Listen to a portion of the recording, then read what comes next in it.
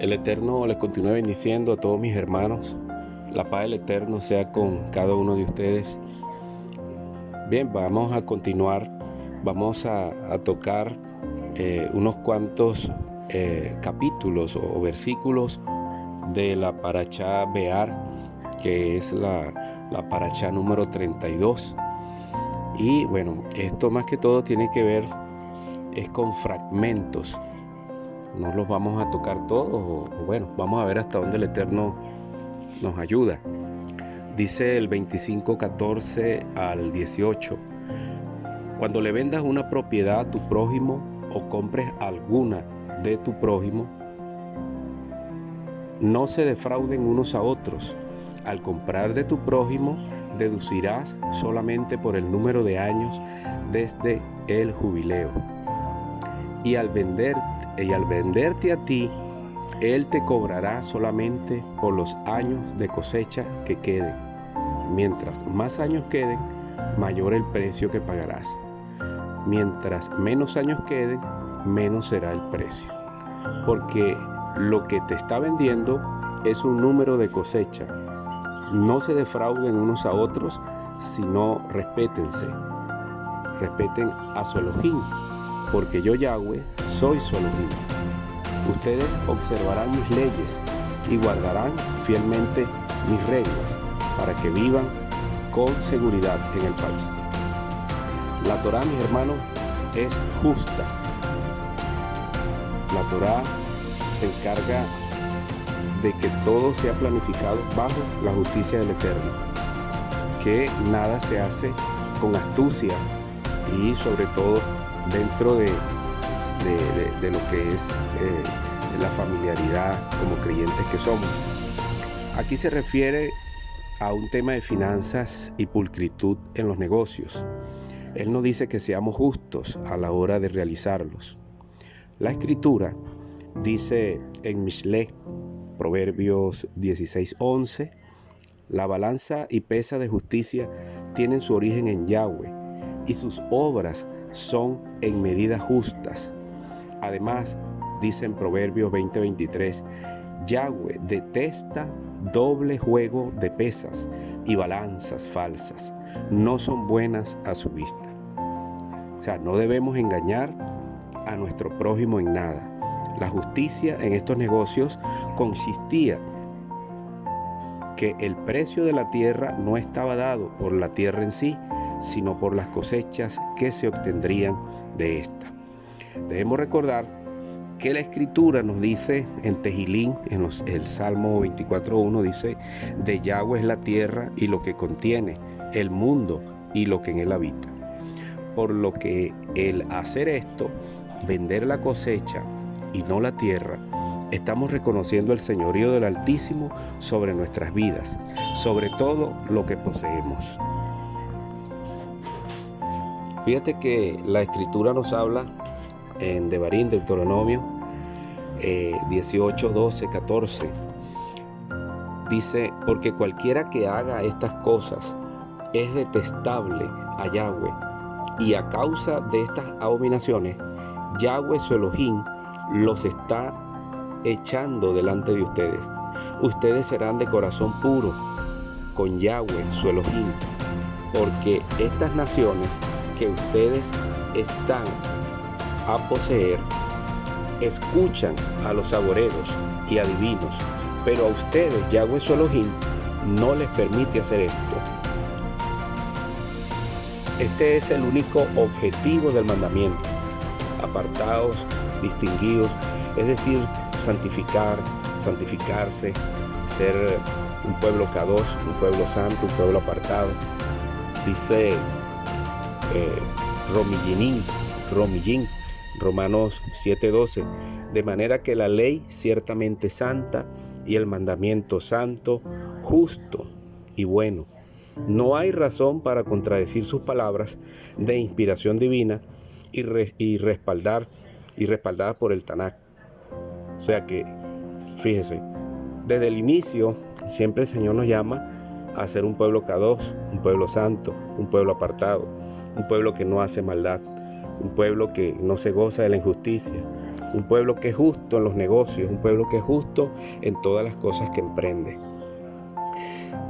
La cristiandad de hoy en día, lamentablemente, se mantiene estancada en doctrinas de versículos interpretados bajo perspectivas hermenéuticas, basadas en una teología moderna y occidental que solo mira el pacto renovado, mal llamado de Nuevo Testamento. Craso error, amado hermano. La palabra establecida en el pacto renovado, documento oriental, hebreo y antiguo, son palabras tardías o de escrituras mediatas, o sea, no inmediatas. Hasta el año 60 de la era común se tiene indicio del inicio de estas escrituras. De ahí en adelante solo hasta el año 135 después de Yeshua se tiene, o de la era común, se tiene información histórica de haber sido recopilado el contenido del pacto renovado. Es simple esto, deja claro que cada palabra del pacto renovado al momento de ser pronunciada se refería a las escrituras, es decir, al Tanakh, la Torá, los Neviín, o sea, los profetas, y los Ketubim, los escritos o escritura en griego grafé, que es lo mismo que Ketubim. Esta claridad nos permite solo apoyarnos en el Tanakh, primer pacto, para lograr la objetividad de la interpretación bíblica. El estudio del uso del Tanakh en el pacto renovado es de gran importancia para nosotros. Por eso es que siempre hemos dicho, acá en la Casa de Israel, que el verdadero evangelio o el comienzo de todas las cosas está en la Torá. Para poder entender toda la Sagrada Escritura hay que ir al corazón, hay que ir a la Torá.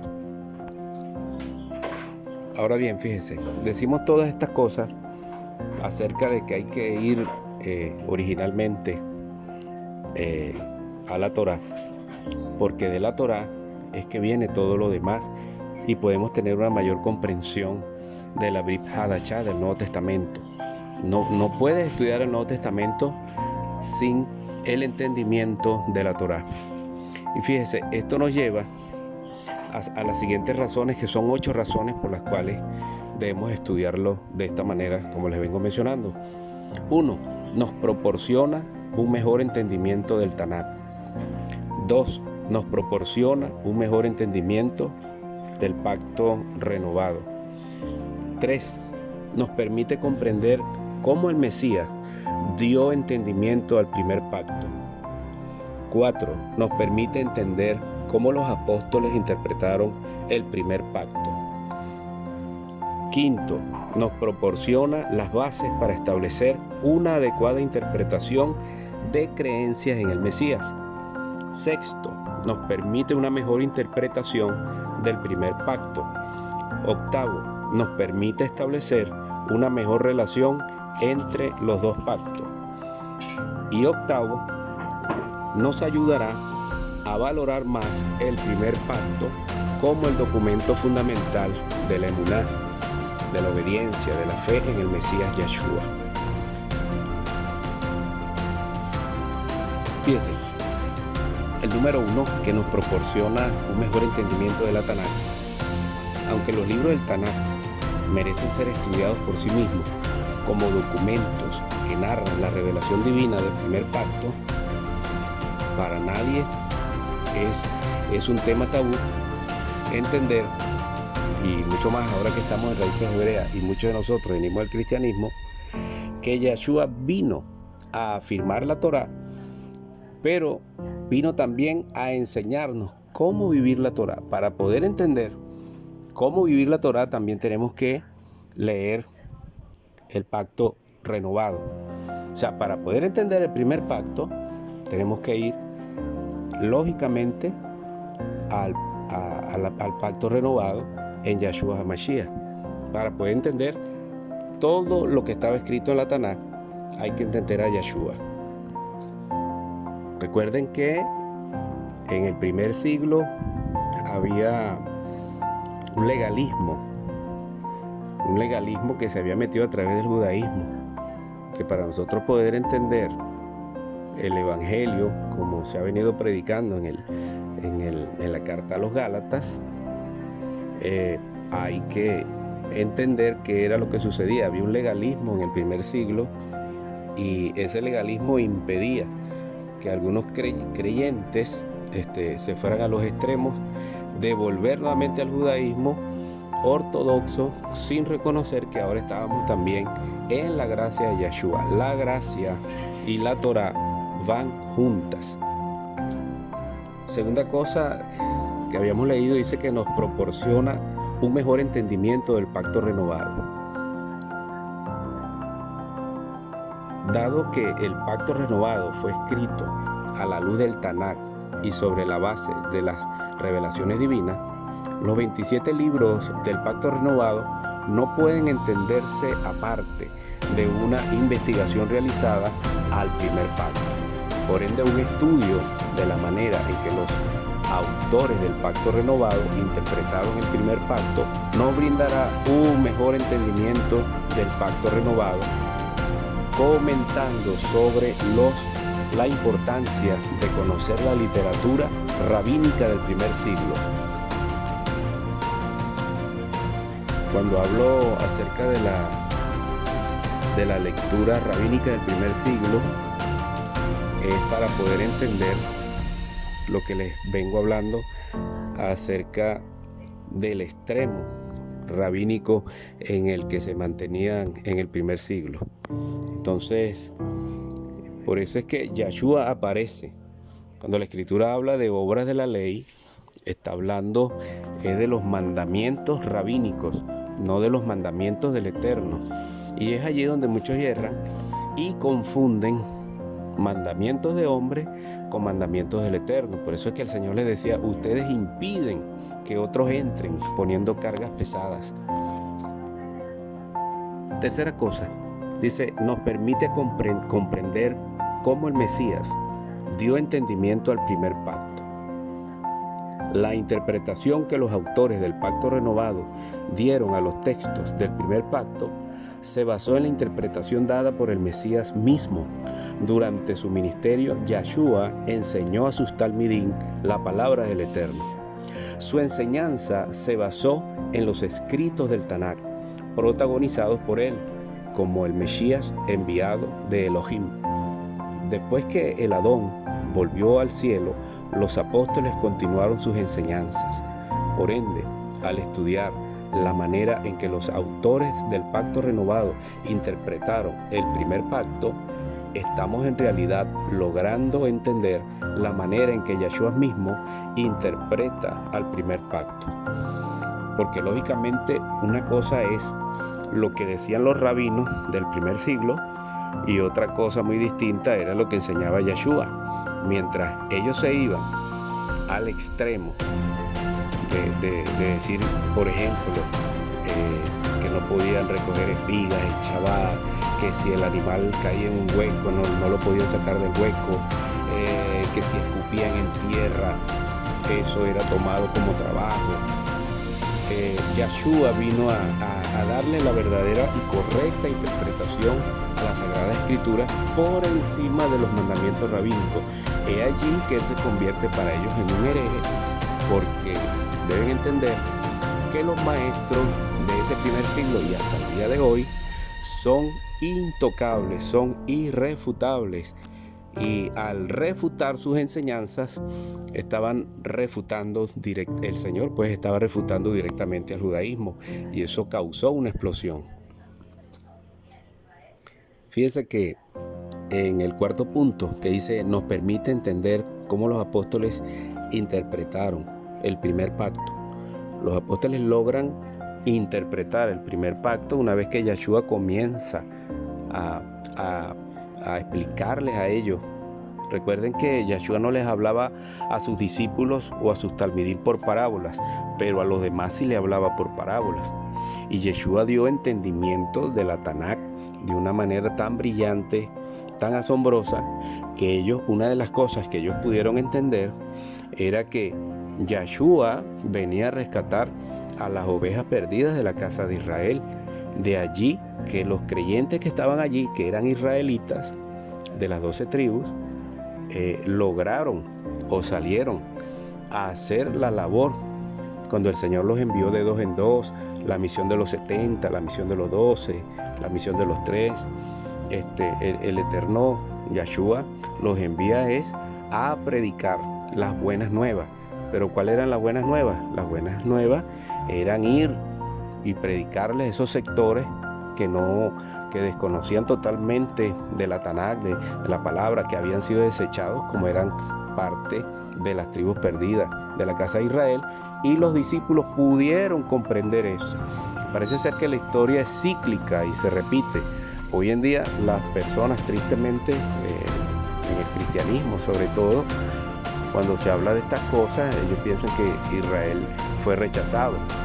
Mas no así. Cuando Yahshua aparece, los discípulos pudieron entender a través de la Tanakh, de Jeremías 31, 35 en adelante, y muchos otros textos más, de que se estaba cumpliendo en Yahshua la apertura de la puerta para que las tribus pudieran volver de nuevo, aquellas que habían sido divorciadas, apartadas, que ya el Eterno las había desechado, les había dado carta de divorcio. El quinto punto dice: nos proporciona las bases para establecer una adecuada interpretación de creencias en el Mesías. A lo largo de los años, la cristiandad ha optado por distintos métodos hermenéuticos para la interpretación de las Escrituras, tomando el método alegórico, por citar uno de ellos, de algunos de los mal llamados padres de la Iglesia, y de la misma manera tomando el método radical de teología de los teólogos contemporáneos. A propósito de iglesias, término que se refiere a la congregación de la que se habla el texto correctamente en la Torá, en Devarim 33:4. La ley prescrita por Moisés es herencia de la congregación de Jacob. La congregación. Entonces, fíjense, el método alegórico es inventar sobre las Escrituras, es tomar una interpretación personal, y de allí es donde han venido todos los errores. ¿Por qué? Porque al no estudiar Torá van a desconocer y a descontextualizar, a deformar los textos bíblicos y a hacer un canon personalizado. Y de tal manera, para ellos poder lograr eso, el cristianismo se inventó lo que era esta teología alegórica, que no es otra cosa que inventar sobre las Escrituras. A propósito, que ya leímos aquí Deuteronomio 33:4, habla de la congregación de Jacob. Nosotros somos la congregación de Jacob, somos la congregación del Eterno, o Kehilá en hebreo, del Strong 6952, que significa asamblea, reunión, congregación, traducido al griego como eclesía, del Strong 1577, que quiere decir reunión popular, y finalmente interpretado erróneamente como iglesia. Si deseamos establecer una hermenéutica correcta, el punto de partida debe de ser de manera en que los autores del pacto renovado interpretaron al primer pacto, porque creyendo en la inspiración verbal del pacto renovado, tenemos los 27 libros del pacto renovado, lo que podríamos llamar la interpretación del Ruach HaKodesh. Fue el Ruach HaKodesh quien los inspiró a través de Yahshua a darle la correcta interpretación a las Sagradas Escrituras, y sobre todo el Rab Shaul, el apóstol Pablo. El sexto punto dice: nos permite una mejor interpretación del primer pacto. Nuestros hermanos yauditas o judíos afirmaron que todo el Tanakh apunta a la venida del Mesías. Por ende, ellos estarían de acuerdo con decir que todo el primer pacto corresponde al Mesías. El aporte distintivo de la Kehilá que cree en el Mesías es que el primer pacto debe interpretarse a la luz de la afirmación de Yahshua, que es el Mesías. Por ende, ante la revelación que tenemos del Mashiach en los evangelios, podemos volver al primer pacto y leer los 39 libros a la luz de la convicción que Yeshua de Nazaret, que es el Mesías, que es Elohim mismo, pudo prácticamente, por decirlo así, traducirlos. El séptimo punto, o aclararlo pues, el séptimo punto nos permite establecer una mejor relación entre los dos pactos. Y es aquí donde se enreda el cristianismo, por no poder entender, por no tener la Torá, por no leer la Torá, se enredan diciendo de que la sustitución de Israel por una iglesia. Una investigación de la manera en que los autores del Pacto Renovado usaron los textos del primer pacto nos permitirá establecer un mejor vínculo entre las alianzas, tanto la anterior como la renovada. Los grandes teólogos protestantes que la Iglesia nos advierte aún en la actualidad es que ellos afirman que los dos testamentos son inseparables. No nos referimos más a los testamentos, aunque un testamento se hace o emite a partir de la muerte de alguien y nuestro Elohim Yahweh vive por siempre. Recuerde que Elohim es mismo Yeshua.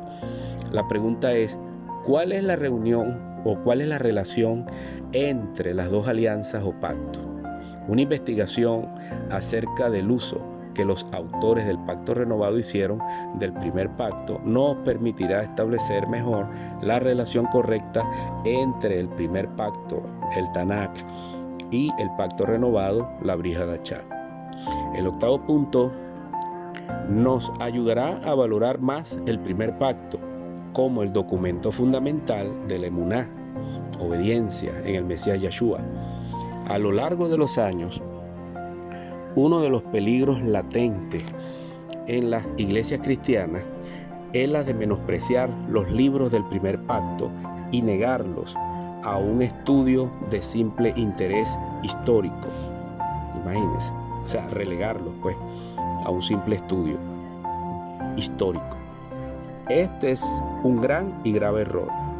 Por esto, para el estudio correcto, coherente y completo del Pacto Renovado, es necesario ser los mejores estudiantes del primer pacto.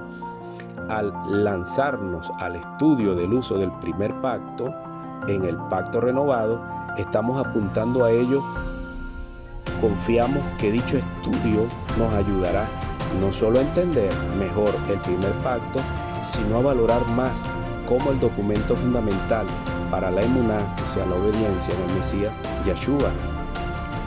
Esa es la realidad, que tenemos que ir y estudiar el mal llamado Antiguo Testamento para poder entonces aliarlo con la Brit Hadashah, el Nuevo Testamento, y poder deducir realmente qué es evangelio, qué es la verdad, a qué Yeshua vino, porque allí nos va aclarando el camino pues. Efesios 2:20 dice: ustedes han edificado sobre el fundamento de los apóstoles y de los profetas con la piedra angular, siendo esta Yeshua HaMashiach, la piedra que desecharon los edificadores, vino a ser la principal piedra del ángulo. Y hoy en día desechar la Tanaj, desechar los mandamientos del Eterno, la Torá, es desechar directamente a Yeshua. ¿Qué les parece?